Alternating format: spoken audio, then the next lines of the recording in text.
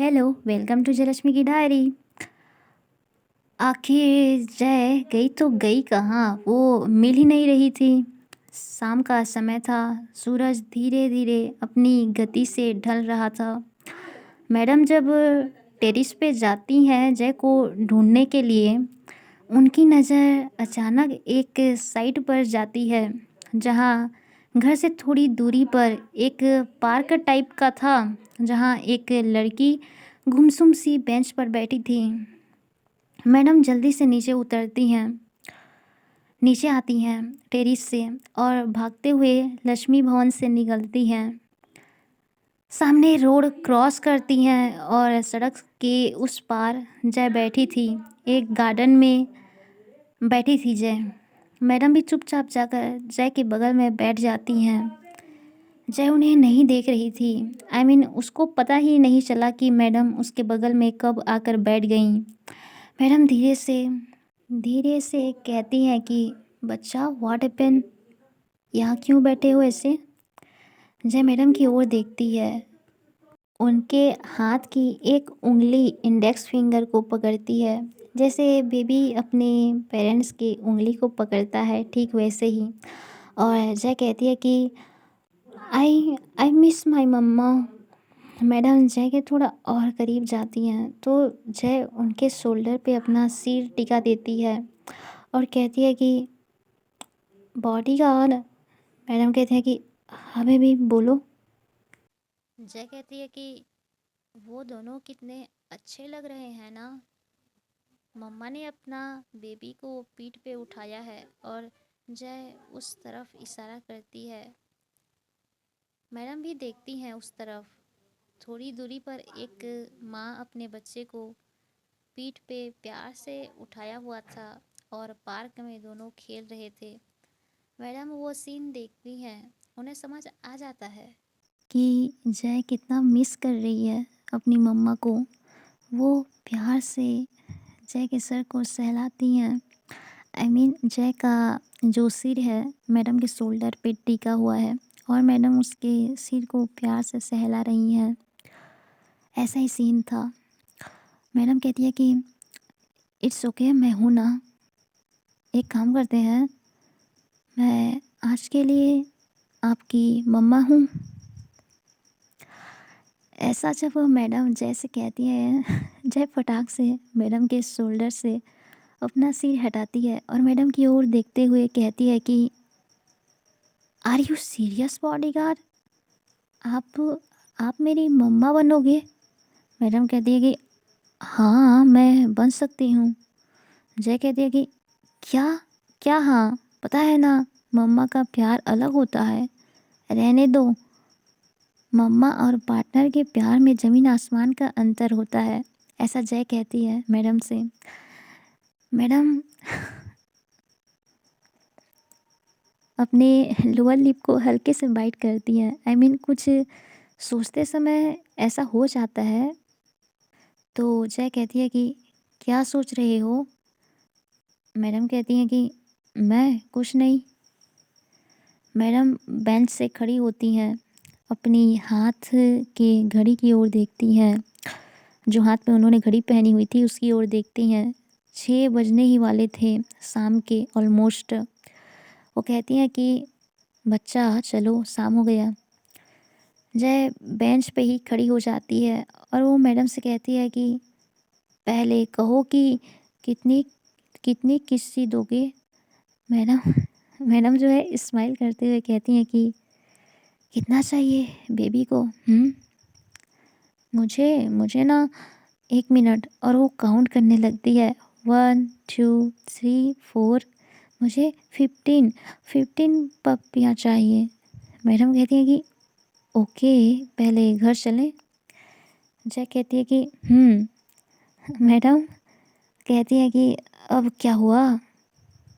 जय कहती है कि पहले बोलो कि प्यार से बाबू घर चलो। मैडम मन ही मन कहती हैं कि हे भोलेनाथ, बच्चों को संभालना सच में बहुत मुश्किल है यार। ऐसा मैडम मन में कहती हैं, जय के आगे थोड़ी ना कहेंगी। तो जय कहती है कि क्या आपने कुछ कहा? मैडम कहती है कि नहीं तो। जय कहती है कि हाँ तो कहो ना बाबू, कहो ना जल्दी, तभी मैं घर जाऊंगी। अब जय की बच्चों वाली जिद के आगे मैडम क्या ही करेंगी। मैडम कहती हैं कि बाबू घर चलो। जय बहुत खुश हो जाती है इतने से ही, और वो मैडम की पीठ में चढ़ जाती है। मैडम भी उसे अच्छे से होल्ड कर लेती हैं। ये सीन बहुत ही खूबसूरत था कि मैडम ने जय को अपने पीठ पे लिया हुआ है, बहुत प्यार से जय को पकड़ा हुआ है। जय बहुत कंफर्टेबल तरीके से मैडम के ऊपर चिपक गई थी, चढ़ गई थी। अब जय बहुत खुश थी। थोड़ी देर पहले जो अपनी मम्मा को याद करके दुखी थी, अब उसके चेहरे पे स्माइल थी। मैडम को भी बहुत अच्छी लगती है कि जय अब खुश है। मैडम के लिए जय को उठाना कोई बड़ी बात नहीं है।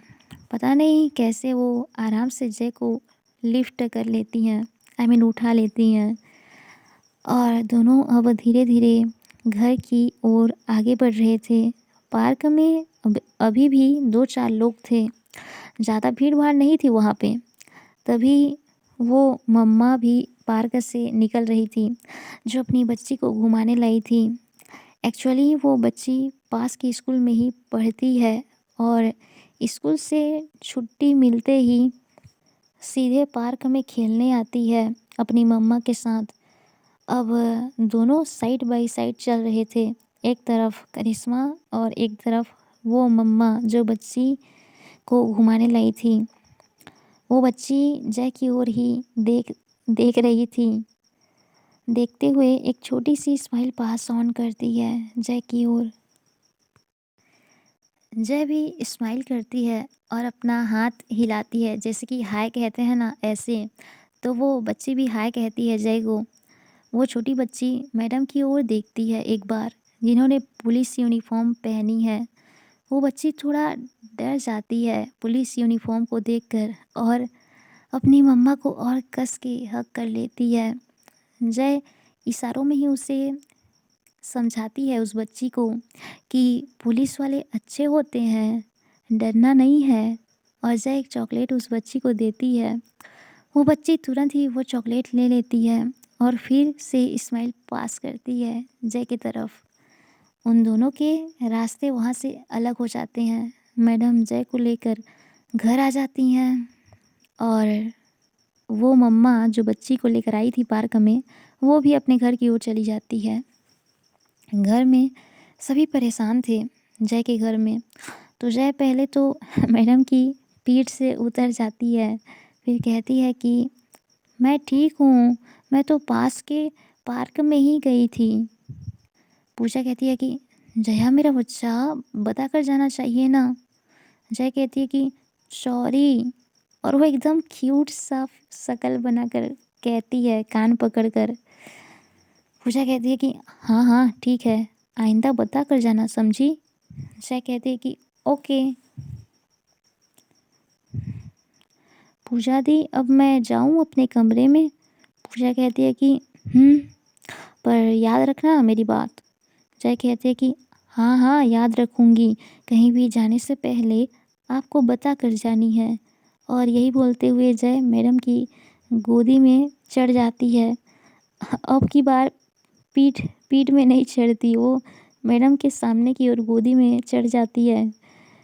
घर के सभी लोगों के सामने ही वो चढ़ जाती है और जय अचानक से ही मैडम की गोदी में चढ़ जाती है उछल कर। पर मैडम संभाल लेती हैं। वो तो अपने शरारती जय को पहले से ही जानती हैं, तो वो हमेशा की तरह तैयार रहती हैं जय को संभालने के लिए। वो जय को अच्छे से होल्ड करती हैं और धीरे धीरे सीढ़ियाँ चढ़ने लगती हैं। पीछे से जय की पूजा दी, उसकी दादी, बड़ी माँ सभी घूर घूर कर इनको ही देख रहे थे। पूजा कहती है कि माँ, कुछ ज़्यादा ही शरारती नहीं हो गई है हमारी जया। ऐसा वो अपनी माँ से कहती है। पूजा की माँ थोड़ी सी हंसती है, वो कुछ नहीं कहती। जय की दादी भी हंस रही थी। धीरे धीरे समय अपनी रफ्तार से गति कर रहे थे। मैडम भी थोड़ा बहुत फ्रेश हो जाती हैं। चंद्रशेखर जी और भूपेंद्र भी आ जाते हैं, जो कहीं बाहर गए हुए थे, तो वो भी घर आ चुके थे। भूपेंद्र के हाथ में कई सारे बैग बैग थे, जिसमें होली के सामान वगैरह थे। ऑर्गेनिक कलर, पिचकारी, सभी होली के सामान उसमें भरे हुए थे। पूजा हाल में ही बैठी थी। वो भूपेंद्र से कहती है कि क्या भाई, होली का सामान है? भूपेंद्र कहता है कि हाँ, कल होली है ना। पूजा कहती है और इस बार भी हम सभी साथ में होली खेलेंगे, है ना? भूपेंद्र हाँ में अपना सिर हिलाता है कि हाँ, हम लोग सभी साथ में होली खेलेंगे। ऐसा वैसे जय कहाँ है? ऐसा भूपेंद्र पूछता है पूजा से। ये पिचकारी मैंने खास उसके लिए लाया हूँ। बचपन में मेरा वाला चुरा लेती थी। फिर पूजा कहती है कि हाँ, याद है मुझे कि आप दोनों झगड़ा हो जाते थे। देन मैं अपना पिचकारी जया को दे देती थी। फिर वो बहुत खुश हो जाती थी। जब उसके पास दो दो पिचकारियाँ होती थी, तभी जय वहाँ आ जाती है और वो पीछे से ही भूपेंद्र के हाथ से वो पिचकारी छीन लेती है और उसे अपने हाथ में लेते हुए पूजा के पास सोफे में बैठ जाती है। वो थैंक यू वैंक यू कुछ नहीं बोलती अपने भाई से, भूपेंद्र से। बचपन से उन दोनों के बीच 36 का आंकड़ा रहा है। दोनों एक दूसरे से ज़्यादा बातचीत नहीं करते। एक दूसरे जैसे कि एक बताती हूँ एक बात। एक पूरब है तो दूसरा पश्चिम, ऐसा ही है जय और भूपेंद्र का रिश्ता। दोनों भाई बहन के बीच बचपन में बहुत मारपीट, लड़ाई झगड़ा होता था। मुझे तो लगता है कि लड़ाई झगड़ा ना भाई बहन होने की पहचान है, ऐसा मुझे लगता है। अब पता नहीं। और पूजा तो बचपन से ही समझदार थी। वो ज़्यादा लड़ाई झगड़ा नहीं करती थी। उसका मानना था कि उसे अपनी छोटी बहन का ध्यान रखना है। जैसे वो 6 महीने ही बड़ी थी, पर समझदार बहुत थी और जैसे बहुत प्यार करती थी और अभी भी करती है। बहुत संभल कर रखती थी अपनी जया को, क्योंकि जय बचपन से बहुत सेंसिटिव टाइप की है और इमोशनल बच्ची थी, तो पूजा उसका ध्यान रखती थी। और मैंने जय की बड़ी बहन का नाम पूजा इसलिए रखा है क्योंकि मेरी एक बहन है, उसका नाम भी पूजा है। खैर छोड़ो, ये कुछ गहरी सी बातें हैं जिन्हें कभी और बताऊंगी। इधर जैसे ही डिनर का टाइम हो जाता है, सभी लोग खाना खाते हैं। खाना फिनिश होने के बाद बस थोड़ी देर फैमिली के बीच ऐसे ही बातचीत होती है। फैमिली टाइम बोल सकते हैं। तो फैमिली के बीच बातचीत होती है, देन सभी चले जाते हैं सोने के लिए। जय अपने कमरे में स्टडी टेबल में बैठकर कॉलेज की किताबें खोलकर बैठी थी। पढ़ रही थी अपनी किताबों को।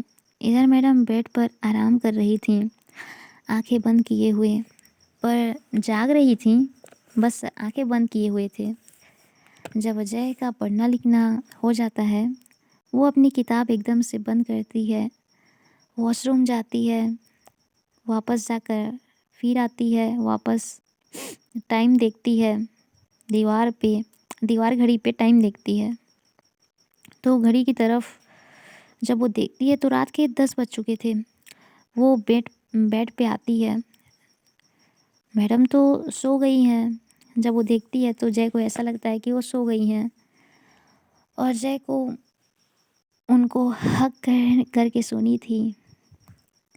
जय मनी मन कहती है कि अगर मैं ऐसे आपके ऊपर सो जाऊं तो आपकी नींद खुल जाएगी। मैं नहीं चाहती कि आपकी नींद खुले। आप बहुत प्यारे लगते हो सोते टाइम, ऐसा जय कहती है। तभी मैडम जय को कस कर खींचते हुए अपनी बाहों में भर लेती हैं और कहती हैं कि बच्चा सो जाओ। मैडम की आंखें अभी भी बंद थीं और वो कहती हैं बच्चा सो जाओ। जय कहती है कि मुझे मुझे नींद नहीं आ रही है। मैडम कहती है कि मैं लोरी सुना दूँ? जय कहती है कि आपको लोरी आपको लोरी आती है, आप सुनाओगे? पर पर मुझे नहीं सुननी है। मैडम कहती है कि अच्छा, तो मैं ऐसा क्या करूँ कि मेरा बेबी सो जाए? जय कहती है कि आप आप एक काम करो, आपने पार्क में बोला था कि 15 किस्सियाँ दोगे। मैडम अपनी आंखें खोलती हैं, जो अभी तक उन्होंने बंद करके रखी थी, वो आंखें खोलती हैं और जय की ओर देखती हैं। जय अपनी उंगलियों से मैडम के चिक्स पर अपनी उंगलियों को घुमा रही थी। बताओ ना, मेरी पप्पियाँ दोगे कि नहीं? जय ना मैडम के ऊपर प्रॉपर लेटी हुई थी और अपनी उंगलियों से मैडम के चिक्स के साथ खेल रही थी, उनके चिक्स को छू रही थी, टच कर रही थी, उनके चिक्स को पुल कर रही थी। और बेबी जय का ये कहना कि बताओ ना, मेरी पप्पियाँ दोगे कि नहीं, मैडम को बहुत क्यूट लगती है अपनी बेबी जय की बातें। वो एकदम से जय को थोड़ा ऊपर की ओर सरकाती हैं, अपने शोल्डर की ओर थोड़ा पुल करती हैं, जिससे जय का फेस एकदम मैडम के फेस के सामने आ जाए। देन मैडम कहती है कि बेबी, मेरे बेबी को पप्पी चाहिए। जय कहती है कि हाँ ना, मुझे चाहिए 15 पप्पियाँ। मैडम को बहुत हंसी आती है जय की बेबी वॉइस को सुनकर। जय कहती है कि आप हंस क्यों रहे हो, मैंने कोई जोक नहीं कही। ऐसा कहती है कि जब आप ऐसे बात करते हो ना बच्चा, मुझे बहुत प्यार आता है आपके ऊपर। हाँ तो हाँ तो दो ना मेरी पप्पियाँ, आप बहुत लेट करते हो बॉडीगार्ड। देन मैडम जय को किस करना शुरू करती हैं, पहले जय के फॉरहेड पर, देन जय के दोनों चिक्स पे किस करती हैं, जय की क्यूट सी नोज़ पे किस करती हैं। जय जय बेबी काउंट कर रही थी कि अभी तक कितने हुए हैं। 1 2 3 4। बॉडीगार्ड अभी 4 ही हुए हैं। देन मैडम थोड़ी सी स्माइल करते हुए अपने लिप्स को जय के लिप्स पे रखती है। जय फील कर पा रही थी मैडम के होंठों के नरम एहसास को। उसके बाद मैडम लगातार 11 बार जय की होंठों को चूमती हैं। एकदम जल्दी से वो ये करती हैं। जय को बहुत सुकून मिल रहा था और लास्ट वाली किस इज जस्ट लाइक वाव। जो लास्ट वाली किस थी, जस्ट लाइक वाव। वो जो जय के लिप्स को टंग से लिक करते हुए जो चूमती हैं, जय मदहोश हो जाती है और वो कहती है कि I love you my bodyguard. यही बोलते हुए जय मैडम की टी शर्ट के अंदर घुस जाती है। टी शर्ट के अंदर पूरी तरह घुस जाती है और मैडम का टी शर्ट थोड़ा ढीला सा था, जिससे जय आराम से घुस जाती है और वो अपनी बेबी वाली हरकतें करने लगती है। मैडम कहती हैं कि बच्चा आराम से, और वो जय के सर को अच्छे से ग्रैब किए हुए थे। मैडम को अपने चेस्ट पे वो सेंसेशन फील हो रहा था। इतनी अच्छी जगह जय अपनी हरकतें कर रही थी, मैडम को पूरा फील हो रहा था वो सारी चीज़ें। मैडम जय के सर को सहला तो रही थी, पर वो फीलिंग इतनी स्ट्रॉन्ग थी कि मैडम कस कर बेडशीट्स को पकड़ लेती हैं। जय तो कर रही थी उसको जो करना था। मैडम भी बिल्कुल नहीं रोकती अपने बेबी को, पर जय जिस तरह हरकतें कर रही थी मैडम के टी शर्ट के अंदर घुसकर, क्या बताऊँ, ओ गॉड! मुझे शर्म आ रही है यार। क्या शर्म आ रही है? हट! आप आप समझ जाओ। 10-15 मिनट बाद ओ गॉड! 10-15 मिनट बाद जब जय शांत हो जाती है, वो कोई हरकतें नहीं कर रही थी। मैडम एकदम से अपना टी-शर्ट आहिस्ते से खोलती हैं, तो देखती हैं कि जय सो चुकी है और जिस पोजीशन में वो सोई थी लाइक क्यूट बेबी गर्ल। जय का एक हाथ मैडम के लेफ्ट चेस्ट पे था प्लेस किया हुआ और राइट चेस्ट के सॉफ्ट एरिया को अपने माउथ में लिया हुआ था। इतनी अच्छी जगह अपने माउथ में लिया हुआ था और इसी पोजीशन में वो सो गई थी। देखो, हंसना मत समझे, हंसना मना है। और मुझे खुद को हंसी आ रही है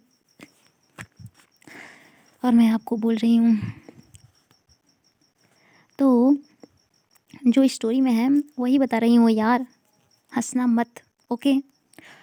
मैडम थोड़ी सी स्माइल करती हैं और जय के फॉरहेड को प्यार से चूमती हैं और जय को ऐसे ही रहने देती हैं।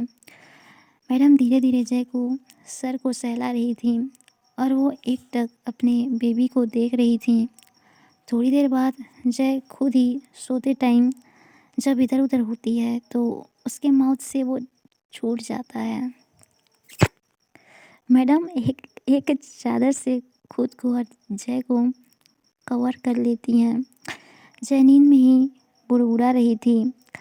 आई मीन नींद में होता है ना बातें करना, तो ऐसा जय कर रही थी कि बॉडीगार्ड, मुझे आपके साथ होली खेलनी है, होली खेलनी है मुझे आपके साथ। कुछ इस तरह जय नींद में ही बुड़बुड़ा रही थी। देन दोनों ही गहरी नींद में सो जाते हैं। अगले दिन की शुरुआत बहुत ही शानदार और खूबसूरत तरीके से होती है क्योंकि होली का दिन था। सभी घर के लोग मस्त तैयार थे होली खेलने के लिए। बाहर सड़क पर लोग ढोल नगाड़े के साथ होलिका दहन के लिए जा रहे थे। कई लोग इकट्ठे नाचते हुए जा रहे थे। गांव आज पूरा रंगीन होने वाला था, रंगों से, होली के रंगों से और गुलाल से रंग चढ़ने वाला था। इस पंचवटी की ठंडी वादियों में बाहर डीजे बज रहा था और उसमें क्या गाना चल रहा था? रंग बरसे भीगे चुनर वाली रंग बरसे। मुझे वैसे गाना नहीं आता बट ये वाला गाना चल रहा था। वैसे होलिका दहन तो होली के पिछले वाली रात होती है, पर कई गांव में सुबह होली के दिन ही होलिका दहन किया जाता है। तो गांव के लोग इकट्ठे जा रहे थे होलिका दहन के लिए, हाथ में लकड़ी और गुलाल रंग लेकर। साथ में गाना गाते हुए जा रहे थे। होली खेले रघुबीरा अवध में, होली खेले रघुबीरा। इस तरह का कुछ गाना था। मुझे ऐसा वाला गाना नहीं आता। मुझे तो इमोशनल गाना ज़्यादा पसंद है यार। होली खेले रघुबीरा अवध में, ये वाला गाना चल रहा था। तो सभी जा रहे थे होलिका दहन के लिए, पर यहाँ जय के घर का माहौल कुछ अलग ही था। वो लोग अपना प्राइवेट होली इंजॉय करते हैं। आई मीन जहाँ सिर्फ घर के लोग हों और सारे मिलकर होली खेलें, ऐसा सीन होता है जय के घर का। जय तो सुबह उठते ही मैडम के फेस पे गुलाल से मूछें बना दिया था और उनके चिक्स पे भी लगा दिया था गुलाल लाल रंग का। जय सबसे पहले उठ गई थी, जाग गई थी और मैडम के फेस पे मूछें बना दिया था। मैडम तो गहरी नींद में थी। इधर जय उनकी फ़ोटो खींच रही थी मोबाइल से और हंस रही थी। बॉडीगार्ड, आप क्यूट लग रहे हो इन मूँछों के साथ। जय घर में आज सबसे पहले उठ गई थी। होली की एक्साइटमेंट जो थी वो उठकर मैडम के फेस पे जब रंग लगा के सकती है, देन वो पास वाले कमरे में जाती है जो पूजा का रूम था। पूजा भी सो रही थी। जय मन ही मन कहती है, अच्छा हुआ कि पूजा दीदी भी सो रही हैं। और वो पूजा के बेड में आकर बैठ जाती है। उसके फेस पे भी गुलाल से मूछें बना देती है। इधर दूसरी तरफ नीचे हॉल में किचन साइड पर जय की बड़ी माँ अपने हाथों से मिठाइयाँ बना रही थीं। लगभग तैयार हो चुका था। रामू काका जल्दी कीजिए, ऐसा अजय की बड़ी माँ कहती है। रामू काका कहते हैं कि वो घर के सर्वेंट हैं, तो वो कहते हैं कि हाँ बेटा जी बस हो गया, मैंने सारे कलर गार्डन में सजा दिए हैं, गार्डन में रख दिए हैं टेबल पर, और ठंडाई बस रखनी बाकी है, ऐसा रामू काका कहते हैं। बस होली की तैयारियाँ जोरों से चल रही थी। पता नहीं मेरे वर्ड खिसक रहे हैं यार। तो होली की तैयारियां जोरों शोरों से चल रही थी गार्डन में। घर के बाहर जो बड़ा सा गार्डन है लक्ष्मी भवन का, वहीं पर हर साल जय की पूरी फैमिली इकट्ठे होली खेलती है। इधर जय तो सुबह 6 बजे से ही अपनी शरारत करने में लग गई थी। जब वो अपनी दीदी की भी गुलाल से मूछें बना देती है, देन वो जाती है नीचे हॉल में अपनी दादी के कमरे में। दादी तो बेड पर नहीं थी।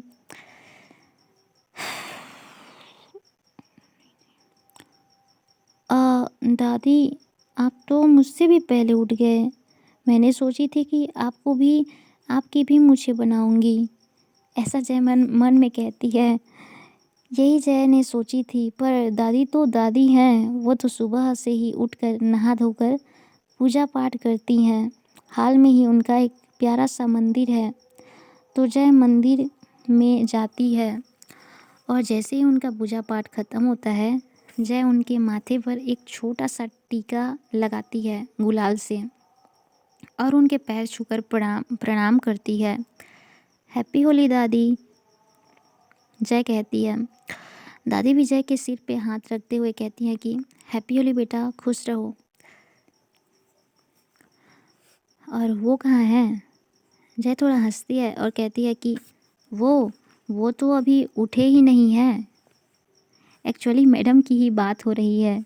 दादी जी कहती हैं कि और ऐसी शरारती मुस्कान, कहीं पूजा के साथ जो करती हो हर साल हमारे दामाद जी के साथ तो नहीं किया? जय तभी बोल पड़ती है, हाँ हाँ आपके दामाद हैं, पर मेरी तो वो बॉडीगार्ड हैं, मैं जा रही हूँ। यही बोलते हुए जय वहाँ से दौड़ते हुए गार्डन की तरफ जाती है। जय को पता है कि बड़ी माँ यही होंगी, तो वो बड़ी माँ के फॉरहेड पर भी छोटा सा टीका लगाती है गुलाल से और उन्हें भी पैर छूकर प्रणाम करती है। बड़ी माँ कहती है कि हमेशा खुश रहो मेरा बच्चा, और अब भागो, पूजा पूजा दौड़ाने आ रही होगी तुम्हें। मुझे पता है कि तुमने फिर से उसके फेस पे मूछें बना दिया होगा, मूछें बना दिए होंगे। उसी टाइम पूजा थोड़ी गुस्से में ही जय को ढूंढते हुए आती है गार्डन की तरफ। जया, तुमने इस बार भी मेरे फेस पे मूछें बना दिया, मैं तुम्हें छोड़ूंगी नहीं। जय कहती है कि हाँ तो दी, आपके ऊपर मूछें सूट करती है ना बड़ी माँ? ये मूछें पूजा दी के ऊपर सूट करती है ना? बड़ी माँ कहती हैं कि हाँ हाँ, बहुत अच्छे से सूट करती हैं। पूजा कहती है कि माँ आप भी जय का साथ दे रहे हो, और पूजा जय को दौड़ाने लगती है। जय आगे आगे और पूजा उसके पीछे पीछे, दोनों हाथ में गुलाल लेकर जो दौड़ रही थी जय के पीछे। क्या बताओ यार। जय कहते हैं कि आप मुझे नहीं पकड़ पाओगे, और ये दोनों टॉम एंड जेरी की तरह इधर से उधर भाग रहे थे पूरे गार्डन में। फिर जय घर के अंदर चली जाती है। पूजा उसे पकड़ ही नहीं पा रही थी और अचानक से एक हाथ अचानक से एक हाथ उसे पकड़कर जय के हाथ को पकड़कर एक रूम के अंदर खींच लेता है और जय को एकदम से दीवार से लगा लेता है। जय सामने देखती है, उसकी आंखों में हाँ ये मैडम ही थीं जिन्होंने जय के हाथ को खींचकर एक रूम के अंदर ले आई थीं। मैडम भी जय की आंखों में ही देख रहे थे और वो कहती हैं कि तो बेबी बेबी ने मेरी मूछें बना दी थी सुबह से। जय एकदम चुपचाप थी। मैडम बड़ी इंटेंस निगाहों से जय के फेस को ही देख रही थी और वो धीरे से अपने चिक्स को जय के चिक्स से रब करती हैं, जिससे गुलाल जो है जय के गाल पर भी लग जाता है। जय को बहुत अच्छी लगती है। ये उसने सोची नहीं थी कि मैडम इस तरह उसको रंग लगाएंगी इतने प्यार से। जस्ट लाइक वाव, ये वाली फीलिंग थी जय के मन में। पर जय को बहुत अच्छा लगता है जब मैडम इस तरह उसे रंग लगाती हैं। देन मैडम जय के दूसरे गाल पर भी जय के राइट चिक्स पर अपने लेफ्ट चिक्स से रब करती हैं, तो जय ने जो लाल रंग मैडम के गाल पे लगाया था वो जय के चिक्स पे भी अच्छे से लग जाता है और ये सीन ना बहुत ही रोमांटिक था। मैडम धीरे से जय के फॉरहेड को चूमती हैं। बच्चा हैप्पी होली। जय भी फटाक से मैडम के लिप्स को हल्के से अपने होठों से छूती है। हैप्पी होली माय बॉडीगार्ड, यही बोलते हुए वो तुरंत कमरे से दौड़ते हुए निकल जाती है। मैडम थोड़ा हंसती हैं और मन ही मन कहती हैं कि सच अ क्यूट बेबी, ऐसा बच्चा मुझे और कहाँ मिलेगा यार। वो खुद ही बोल रही थी और हंस रही थी। वो याद करती हैं अभी क्या हुआ, वो याद कर रही थी किस तरह जय अभी किस करके दौड़ते हुए बच्चों की तरह भाग गई।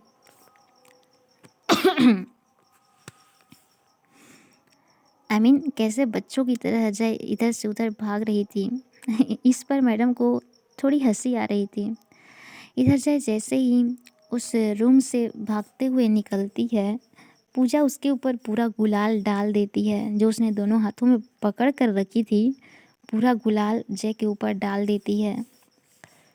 जो उसने मुट्ठी भर कर दोनों हाथों में पकड़ी थी, जय के पूरे बाल वाल फेस पे पूरा रंग लग जाता है।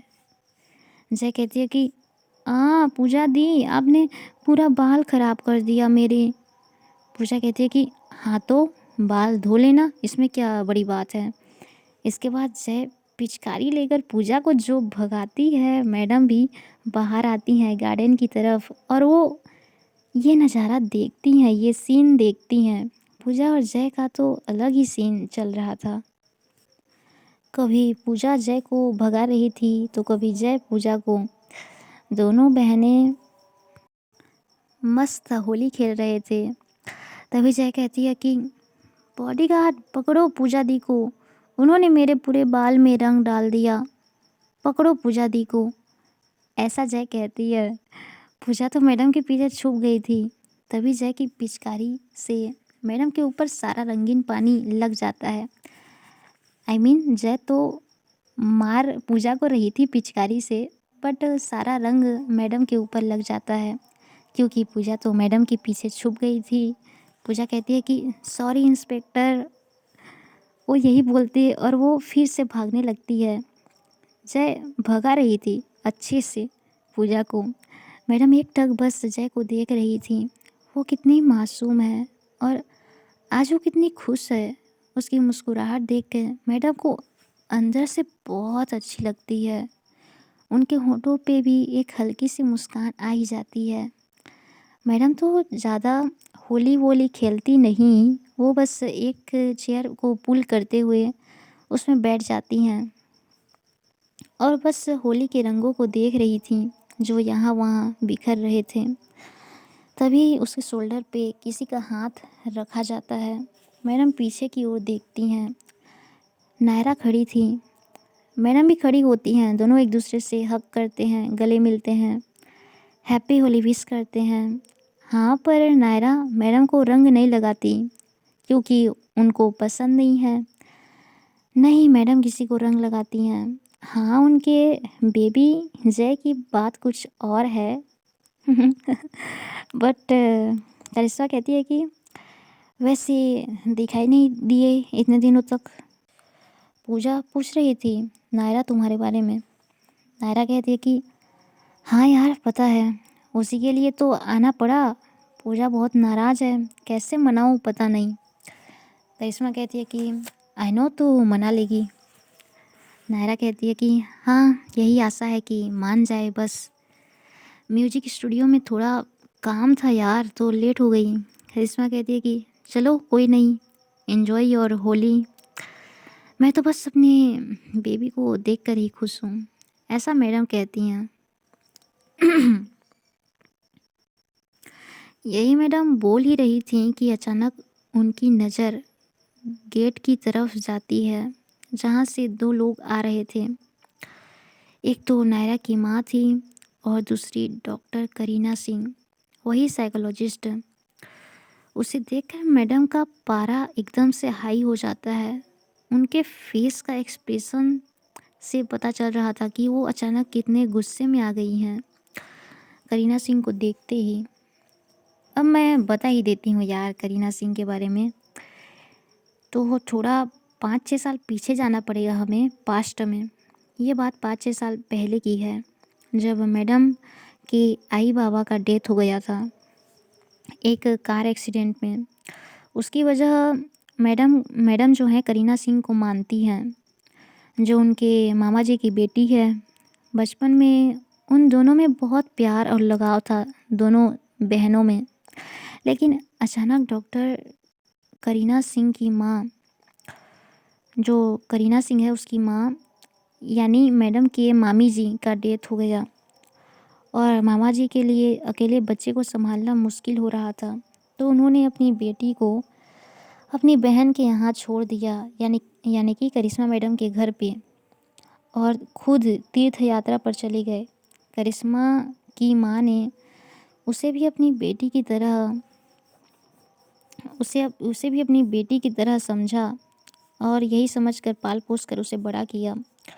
करीना करिश्मा दोनों साथ में ही स्कूल जाते थे। दोनों के बीच दोनों बहनों के बीच ना बहुत प्रेम था। पर जैसे जैसे दोनों बड़े हुए और कॉलेज में एडमिशन हुआ करीना का, करीना 2 साल बड़ी है मैडम से। करीना को एक मुस्लिम लड़के से प्यार हो गया और उसी के कॉलेज के साइकोलॉजी डिपार्टमेंट से था वो लड़का।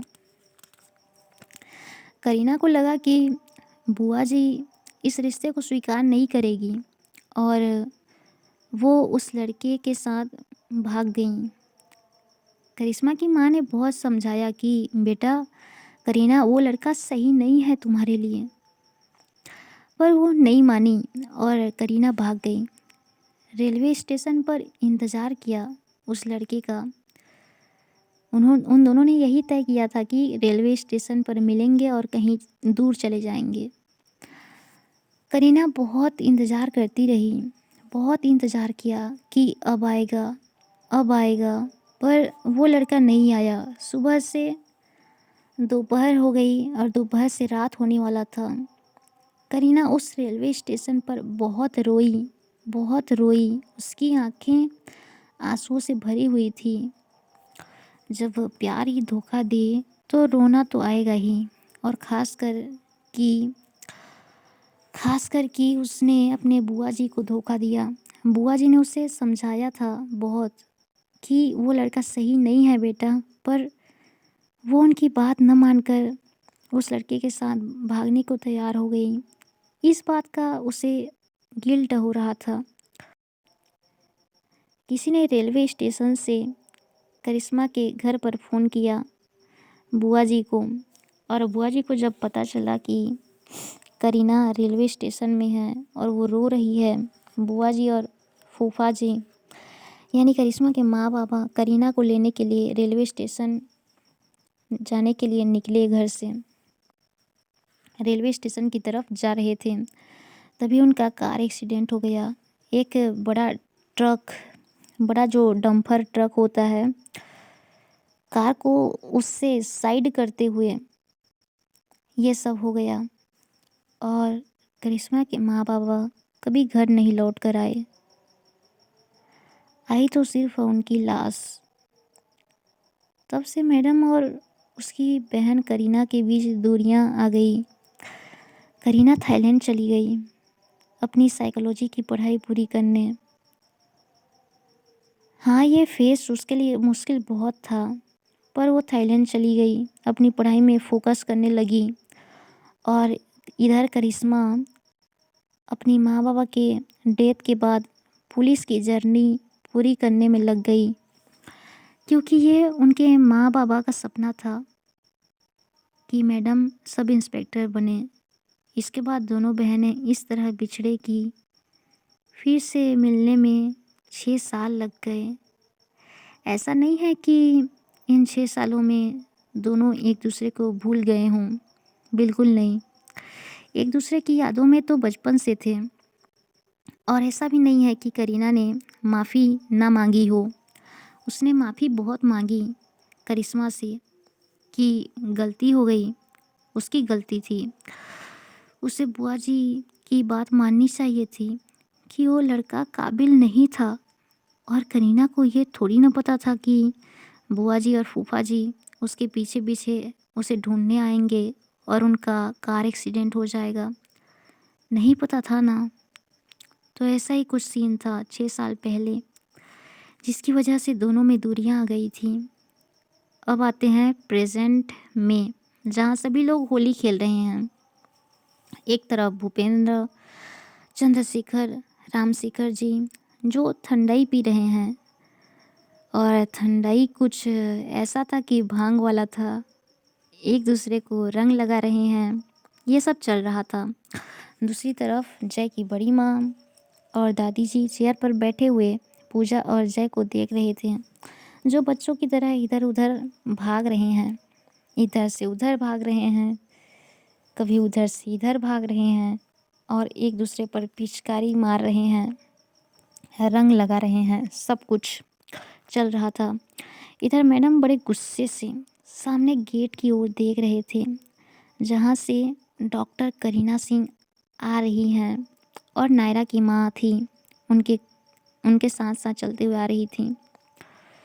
धीरे धीरे जब दोनों मैडम के पास आ जाती हैं, नायरा तो घबरा रही थी कि आगे क्या होगा, क्योंकि वही तो लेकर आई थी डॉक्टर करीना सिंह को। मैडम शांति से नायरा की माँ को नमस्ते कहती है। नायरा की माँ भी कहती है कि खुश रहो बेटा। और नायरा की जो माँ है वो पूजा की माँ के पास चली जाती है, उनके पास बैठने के लिए। इधर मैडम एक बार डॉक्टर करीना की ओर देखती हैं, तो एक बार नायरा की ओर। नायरा समझ जाती है कि मैडम इस तरह उसे घूर के क्यों देख रही हैं। वो कहती है कि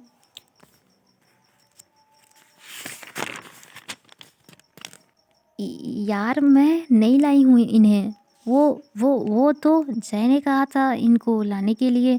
जय ने कहा कि नायरा दी आपको लानी है, मतलब लानी है डॉक्टर करीना सिंह को यहाँ होली पे।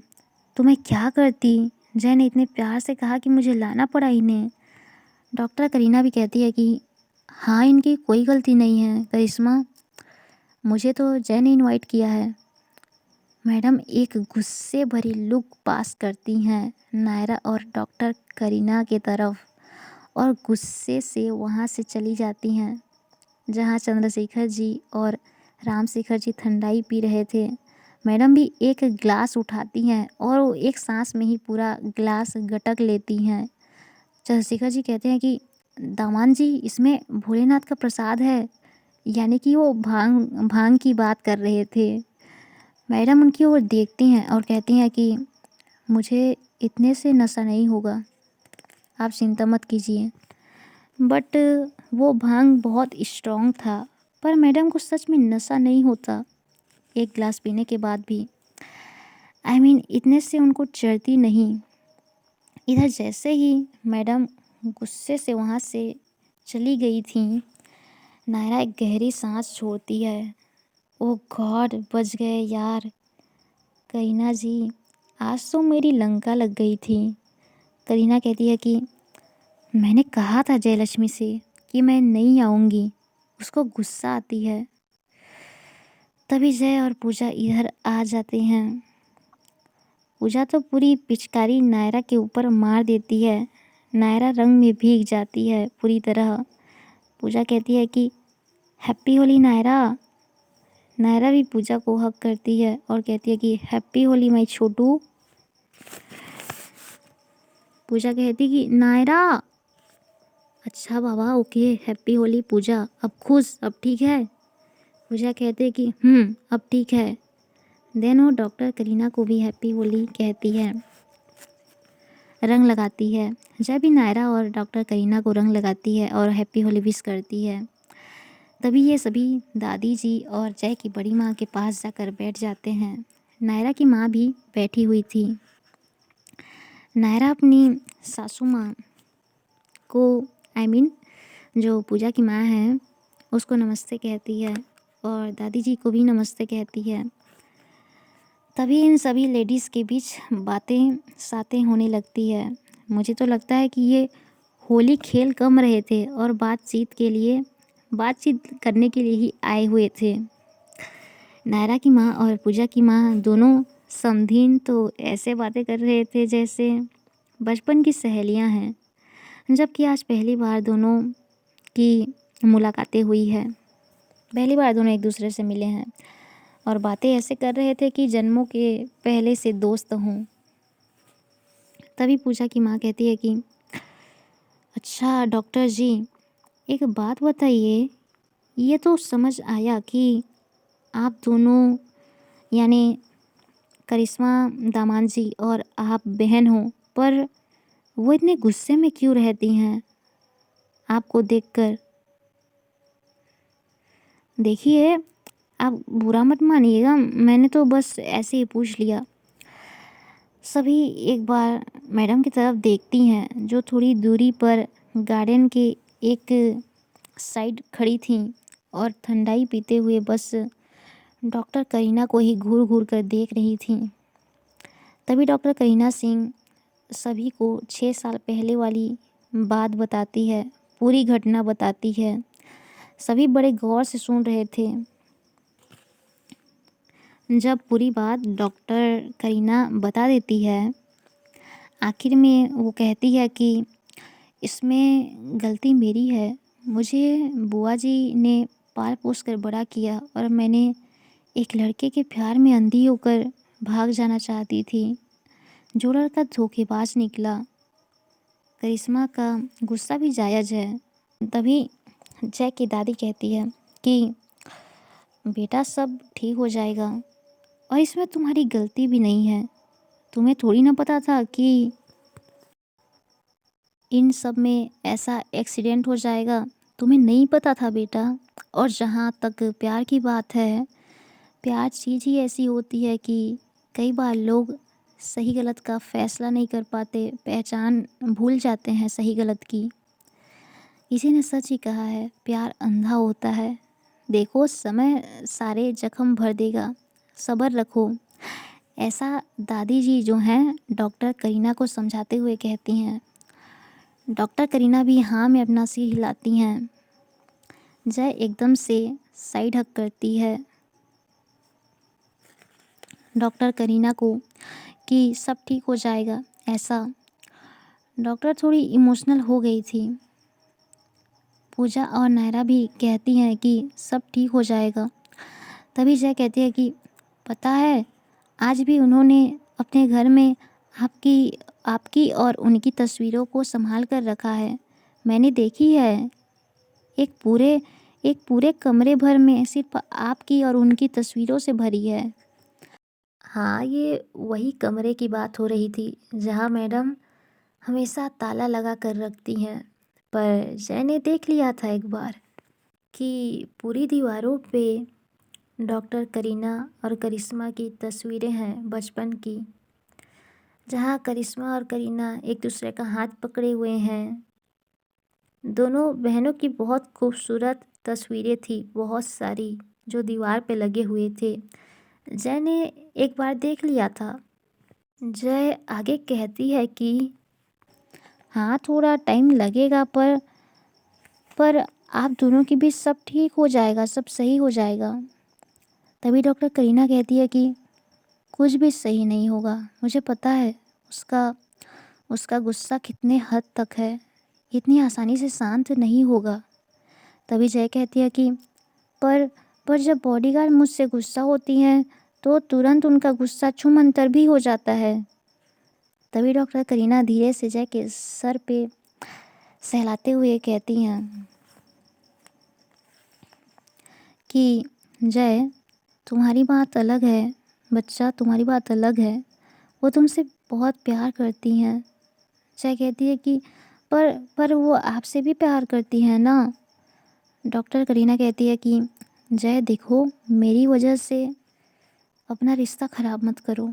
और एक बात प्लीज़ प्लीज़ मेरे लिए उससे बात मत करना कि वो मुझे माफ़ कर दे, मुझसे अच्छे से बात करे, ऐसा कुछ मत करना प्लीज़। जय हाँ में अपना सिर हिलाती है। बट वो तो मन ही मन यही सोच रही थी कि डॉक्टर करीना के बारे में मैडम से बात करेगी, पर अब बात करेगी या नहीं ये तो जय ही जाने। देन पूजा जो है ठंडाई लेने जाती है सबके लिए, नॉर्मल वाली ठंडाई लेने जाती है। वहीं मैडम खड़ी थी, जहाँ पर ठंडाई रखा हुआ था वहीं मैडम खड़ी हुई थी और वो कहती हैं कि पूजा जी इंस्पेक्टर, क्या बातें हो रही थी वहाँ, कुछ भी तो नहीं। मैडम कहती हैं कि अच्छा देखो, वो जो डॉक्टर साहिबा है ना,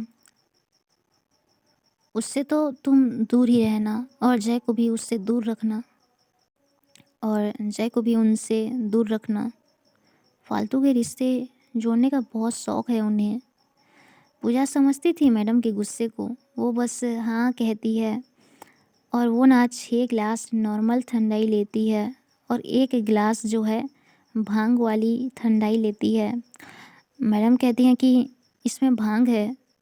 पूजा कहते हैं कि आई नो, मैं तो इसे उनके लिए लेके जा रही हूँ। मैडम कहती हैं कि नायरा के लिए, बट ये बहुत स्ट्रॉन्ग है, वो झेल नहीं पाएगी। पूजा कहती है कि तभी तो लेके जा रही हूँ। एक्चुअली ना इंस्पेक्टर, वो ना आजकल मुझे बहुत इग्नोर कर रही हैं। म्यूजिक स्टूडियो से उनको तो फुर्सत ही नहीं मिलती, हमेशा वहीं लगी रहती हैं। मुझे उनको सबक सिखानी है। देन मैडम और कुछ नहीं कहती, वो बस इतना कहती हैं कि किसी और को मत पिला देना। पूजा कहती है कि ओके। अब वो ठंडाई के ट्रे को लेकर सीधे जाती है महिला मंडली के पास जहाँ सभी बैठे हुए थे। इधर जय को बहुत प्यास लग रही थी। जैसे ही पूजा ठंडाई का ट्रे टेबल में रखती है, जय को तो बहुत प्यास लग रही थी पहले से, और जय वही ग्लास उठा लेती है जिसमें भांग वाली ठंडाई थी। पूजा कहती है कि जय बच्चा, ये नायरा नायरा की है। जय कहती है कि क्यों, मैं क्यों नहीं पी सकती, कोई कोई स्पेशल है क्या इसमें। और जय एक सांस में ही आधा आधा गिलास गटक जाती है। तभी पूजा ग्लास को छीन लेती है। नायरा कहती है कि पूजा पीने दो, मैं दूसरा ले लूँगी। पूजा मनी मन कहती है कि गई भैंस पानी में, अब इनको क्या बताऊं कि ये भांग वाली ठंडाई थी। तभी जय उस ग्लास को एकदम से लूट लेती है पूजा के हाथ से, और जो आधा बचा था उसे भी पी जाती है, पी लेती है। जय पी तो लेती है और उसे बहुत अच्छी लगती है। सभी अपना अपना ठंडाई पीते हैं जो नॉर्मल वाली थी। इधर पूजा अपनी ठंडाई पीते हुए सोच रही थी कि अब क्या होगा, हे भगवान। इंस्पेक्टर को पता चल गया कि जय ने ठंडाई पिया है, वो भी भांग वाली। पूजा तेरी तो खैर नहीं, यही वो सोच रही थी। तभी जय अचानक से चेयर से उठती है। उसे नशा भांग का चढ़ने लगा था और जय जब भी ऐसी नशीली चीज़ खा या पी लेती है उसे ना तुरंत ही नशा चढ़ जाता है, क्योंकि उसे आदत नहीं है इसलिए। अब क्या होगा यार, नशे में तो जय जितना बच्चा बुद्धि है उससे भी और ज़्यादा बच्ची बन जाती है। I mean Chhotu Chhotu baby की तरह हरकतें करने लगती है। वो एकदम से चेयर से खड़ी होती है तो उसके कदम जो हैं लड़खड़ाने लगते हैं। पूजा तुरंत अपना ग्लास टेबल में रखती है और जय को संभालती है। जय कहती है कि पूजा दी। हाँ बच्चा, मुझे मुझे और पीना है ठंडाई, मुझे अच्छी लग रही है। नायरा घूरते हुए पूजा को देखती है, लाइक क्या है ये सब। पूजा कहती है कि मामा मुझे मुझे क्या पता, शायद गलती से भांग वाली ठंडाई ठंडाई पी लिया है जय ने। नायरा कहती है कि गलती से पी लिया है पूजा, तुम सच बोल रही हो। तभी जय कहती है कि हाँ हाँ, मेरी दी कभी झूठ नहीं बोलती। अब जय को क्या पता कि जो भांग वाली ठंडाई पूजा पूजा नायरा के लिए लाई थी वो जय ने पी लिया। हालांकि पूजा का इंटेंशन तो नायरा को पिलाने का था, पर क्या करें, कहानी में कब क्या हो जाए किसको पता। अब अजय धीरे धीरे मैडम की तरफ जा रही थी। मैडम भी थोड़ी दूरी पर खड़ी थी, पर इधर ही देख रही थी। वो भी नोटिस करती हैं कि जय के पैर इधर उधर जा रहे हैं, आई मीन लड़खड़ा रहे हैं। वो जल्दी से अपनी ठंडाई वाली गिलास को टेबल में रखती हैं और जय के पास आती हैं। जय गिरने ही वाली थी, पर मैडम संभाल लेती हैं जय को। जय का सिर सीधे मैडम के सीने पर टिक जाता है, क्योंकि वो गिरने वाली थी तो ऐसे थोड़ा झुक जाती है। इस वजह से हक हक करने जैसा पोजीशन हो जाता है। मैडम कहती हैं कि जय तुमने कुछ पिया है। जय कहती है कि आ मैंने मैंने ठंडा ही पिया है। अब मैडम को सारी बात समझ आ जाती है कि जो ड्रिंक पूजा नायरा के लिए लेकर गई थी वो जय ने पी लिया है। वो एक बार पूजा की तरफ देखती हैं तो पूजा बेचारी वो अपना कान पकड़ लेती है, लाइक वो सॉरी कहना चाहती थी, वो अपना कान पकड़ लेती है। मैडम कहती तो कुछ नहीं। इधर दादी जी कहती हैं कि बेटा करिश्मा। जी दादी। शायद भांग वाली ठंडाई पी ली है इसने, ज़रा कमरे में ले जाओ, थोड़ी देर आराम करेगी तो ठीक हो जाएगी। मैडम हाँ में अपना सिर हिलाती हैं और वो जय का हाथ पकड़ती हैं, पर जय है कि चलने का नाम नहीं ले रही थी। मैडम बहुत बार कहती हैं कि बच्चा चलो, पर जय तो चलने का नाम नहीं ले रही थी। वो कह रही थी कि वो जय कह रही थी कि उसे अभी और पीनी है ठंडाई। मैडम कहती है कि बच्चा और नहीं पीते, ये बड़ों के लिए है। जय कहती है कि ये बड़ों के लिए है। मैडम कहती है कि हाँ ये बड़ों के लिए है। जय कहती है कि तो ये बड़ों के लिए है तो आपने आपने भी पिया है। मैडम कुछ नहीं बोलती, आई मीन वो कुछ कहती ही नहीं। जय कहती है कि बताओ ना, आपने भी ठंडाई पिया है, सॉफ्ट वाली या भोलेनाथ का प्रसाद वाली। पूजा को बहुत हंसी आ रही थी। इधर मैडम थोड़ी हाई टोन में अब बात करती हैं, जैसे कि तुम जा रही हो कि नहीं रूम में। और मैडम थोड़ा ज़ोर से ही बोलती हैं, लाइक जय तुम जा रहे हो कि नहीं। तो जय थोड़ी चुप हो जाती है। वो ना मैडम की ऐसी स्ट्रिक्ट टोन से बहुत डरती है, तो वो एकदम से चुप हो जाती है। उसकी सारी बेबी वॉइस सब बंद हो जाती है और वो ना चुपचाप गार्डन से घर की ओर जाने लगती है।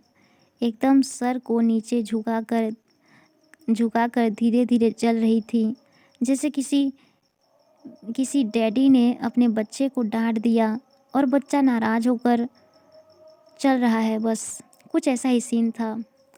जय चुपचाप एकदम चल रही थी और मैडम उसके पीछे-पीछे जा रही थीं। जय जय ना सिर सिर को एकदम नीचे करके सिसक रही थी। उसकी आँखें एकदम से नम हो जाती हैं जब मैडम उससे ज़ोर से बात करती हैं। जय को बहुत हर्ट होती है।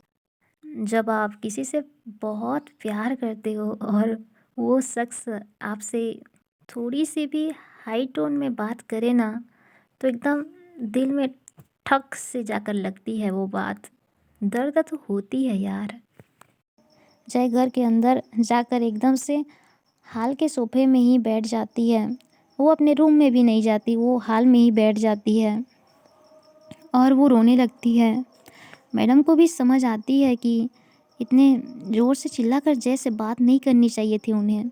मैडम को ये एहसास होती है, पर जय भी तो ज़िद्दी बच्चा है। कई बार कहने पर भी कभी-कभी बातों को नहीं मानती।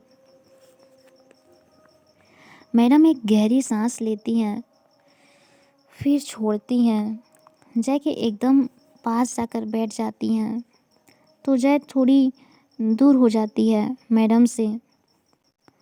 मैडम फिर से जय के पास आ जाती हैं। जय फिर से थोड़ा दूर हो जाती है। जब सोफ़े में जगह कम हो जाती है, खिसकने के लिए जगह ही नहीं था, तो जय एकदम से खड़ी होती है और वहाँ से जाने लगती है कि मैडम उसे तभी अपनी ओर खींचती हैं। जय के हाथ को पकड़ते हुए अपनी ओर खींच लेती हैं, तो जय सीधे उनकी लैप में गिरती है। बैठ जाती है। जय की आंखों में अभी भी आंसू भरे हुए थे। मैडम को बहुत बुरी लगती है कि जय रो रही है उनकी वजह से। मैडम अपना रुमाल निकालती हैं और जय के फेस के गुलाल को धीरे से वाइप करने लगती हैं। उसके पूरे फेस पे रंग जो है लगा हुआ था, तो मैडम उसे साफ़ करती हैं। देन उसके आंसुओं को अपने थंब से पोंछती हैं। इधर जय मैडम के चेस्ट पे चिमटी काट रही थी, पिंच कर रही थी, पर मैडम को इससे इतने से कोई फ़र्क नहीं पड़ती।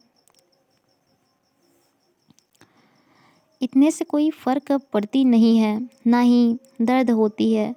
वो बस जय के फेस को क्लीन कर रही थी अपने रुमाल से, और जब साफ़ हो जाता है, मैडम एकदम से जय को अपनी बाहों में उठाती हैं और सीढ़ियाँ चढ़ते हुए मैडम अपने रूम में जाती हैं। सीढ़ियाँ चढ़ते हुए भी जय मैडम के चेस्ट पे पिंच कर रही थी, उन्हें परेशान कर रही थी कि आपने मुझे चिल्लाकर बात करी। मुझे डर लगती है जब आप चिल्लाकर बात करते हो। मुझे रोना आता है। बॉडीगार्ड, आपसे आपसे बात नहीं करूँगी मैं। बात नहीं करूँगी बोलकर भी बहुत सारी बातें बोल रही थी। जय बहुत सारी बातें बोल देती है मैडम को। मैडम बस चुपचाप सुन रही थी। इधर जैसे ही मैडम जय को लेकर रूम में जाती हैं, उसे बेड पर धीरे से सुलाती हैं। पहले तो दरवाज़ा लॉक करती हैं, देन वो जय के सामने आती हैं। वो एकदम से अपना शर्ट निकालती हैं। Okay babies, bye. आगे की स्टोरी अगले पार्ट में। यार मेरे फ़ोन में स्टोरेज नहीं है। ये कबाड़ी फ़ोन मैंने 11th में लिया था, कई साल हो गए हैं। सो बाय। मुझे ना एक बात पिंच करी, जैसे कि मैंने कहा कि कबाड़ी फ़ोन बोल दिया, वैसे ही मुझे लगता है कि जब लोगों हमें इंसानों की ज़रूरत नहीं होती है, हम उन्हें एकदम यूजलेस समझ समझ लेते हैं। जैसे कि मैंने मेरे फ़ोन को अभी कबाड़ी बोल दिया। ओहो बाप!